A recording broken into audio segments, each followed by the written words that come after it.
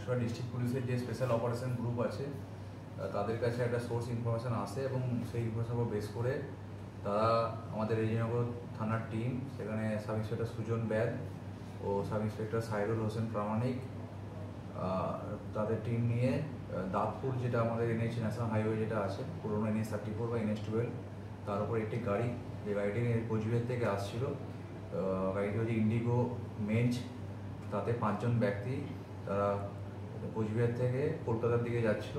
তো আমরা সেখানে গাড়িটাকে ইন্টারসেপ্ট করি এবং গাড়িটাকে সার্চ করা হয়। সার্চ করার পর সেখানে আপনার কন্ট্রাব্যান্ড আর্টিকেল যেটি বিশেষত গাঁজা সেটা উদ্ধার হয়েছে। পুরো প্রসেসটাই আমাদের ভিডিওগ্রাফি করা হয়েছে। এক্সিকিউটিভ ম্যাজিস্ট্রেট হিসাবে আমাদের যে বিডিও বেলডাঙ্গা 2 উনি নিজে প্রেজেন্ট ছিলেন, আমি ছিলাম, আমার ওসি রেজিনগর উৎপল দাস উনিও ছিলেন।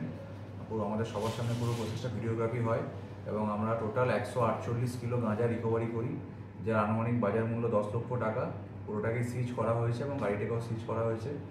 যে 5 জন ব্যক্তি অ্যারেস্ট হয়েছে তাদের নাম হচ্ছে বাদল বর্মন, চিন্টু রয়, বিপ্লব রয়, টপু বর্মন, রাহুল দাস।